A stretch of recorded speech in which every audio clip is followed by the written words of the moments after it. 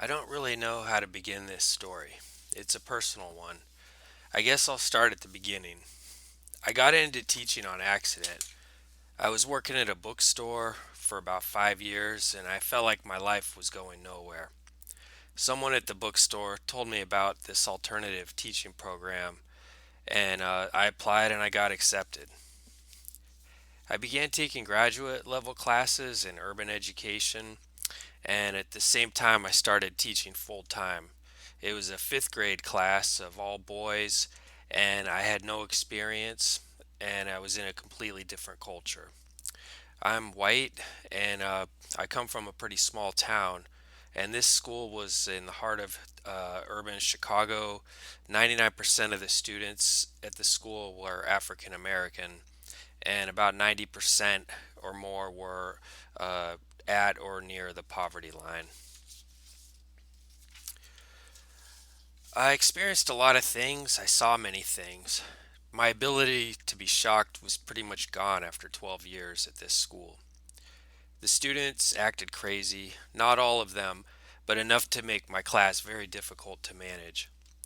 I thought this would get better after I had more experience, and it did to an extent. But no matter how much experience I had, the problems just kept coming. Kids crying, screaming. One girl in my class, she lost her dad to gun violence. There was a shooting right outside the school one day, right when school ended. At least one person died, and many students witnessed it. My second graders thought this was sort of cool as they were talking about it the next day. I've had students in some classes choke other kids, hide under their desks, lock me out of my room, call me a B, short for bitch, challenge me to a fight, completely ignore any directions I gave. I had a first grader mad dog me, looking at me like he wanted to kill me. He was the only white kid I taught during my entire 12-year teaching career. The stress and fatigue were nearly unbearable on a regular basis. I felt disrespected every day, but despite the kids who acted like this, there were more who were thoughtful, kind, funny, smart, and a joy to work with. I had students write me notes telling me I was the best teacher they ever had. There were students who continued to behave and focus on their work even when a few of their classmates were making a scene. I had students who behaved every day, always did their work, asked questions, and they made teaching fun. I tried to acknowledge these students as much as I could. All of the kids at this school have experienced violence at some level. I know a handful of kids who have been murdered since they left the elementary school. I taught a girl my last year whose older brother was gunned down 2 years before when he was a sixth grader at this school. But these aren't the reasons I left teaching. As crazy as the students could be, I knew that they were kids. I was able to reach many of the difficult students, and I built positive relationships with many of them. What drove me out of teaching was the adults in charge. The adults acted less mature than the kids. I had a parent helper my first year who would send kids while I was teaching to go get her food from the cafeteria. She'd play the radio, play dominoes with kids, and yell at students in my class. I finally got her out after complaining to the administration many times. My first principal was fired for embezzling money from the school. I witnessed a parent come to school at the end of the day to start a fight with a girl who beat up her daughter the day before. This led to a crazy situation with many police cars, a police wagon, and a woman who was holding a baby and she was trying to hit a police officer. I've experienced an administration that kept switching kids to different classes for so called educational benefits, when in reality, it just destabilized the learning of the students. An area CEO had a vision for literacy that didn't include using the reading textbooks or the reading workbooks that we had. One day he came and he just had us throw away all of these books. The next year, his second year, he quit and he got another job in another district. And after another year of his literacy program, the students had regressed in reading. So the school paid a lot of money for all new reading materials, reading textbooks and workbooks. Early on in my career, I had to practically beg for supplies like chalk.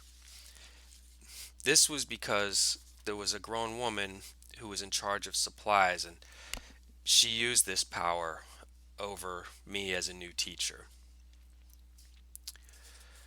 Most people won't understand what a public school teacher goes through. All of us have master's degrees, lots of supplemental training, and a passion for helping kids. But the perception I felt as a teacher was that of being overpaid and lazy, incompetent, and easily replaceable. In 2012, this came to a head with a teacher's strike. I didn't care so much about the money, but I wanted smaller class sizes. Unfortunately, we couldn't strike over class size. I thought that things would get better after the strike, but they got worse. The condition at the school just kept deteriorating, and the Chicago Public Schools seemed to have it in for teachers after that. I'd wanted to quit every year of my teaching career from the day I started. It was the hardest job I've ever done. I feel like I can handle any type of situation after all I went through. The thing that kept me from quitting in the past was hope. I looked forward to summer vacation. I thought things might improve next year. Maybe it would be different. The changes at the school will make a difference. But each year it was getting worse, and I started not liking a lot of my students. I wanted to just get up and leave in the middle of class when the students started misbehaving. After the strike, I knew I couldn't keep going, especially when things weren't really improving. I made a crazy decision and quit teaching during Christmas break for a part time job at a library. This job had health benefits, but the pay was way, way lower than what I had been making. I took the job anyways, I had to get out. I didn't want to be one of those teachers who stay too long because they don't know what else to do. These teachers often stop caring and they just go through the motions waiting for retirement. I didn't want that to be me. I'm still at that same library and I'm almost done with my master's in library and information science. And I'm looking for full-time librarian jobs. I don't regret leaving the teaching profession. It was something I had to do. And the same things are still occurring in the Chicago Public Schools. There's a potential teacher strike on the horizon as I speak. Teaching gave me many valuable experiences, showed me that I can persevere under very tough conditions. But I had to take care of myself, and that's why I left teaching.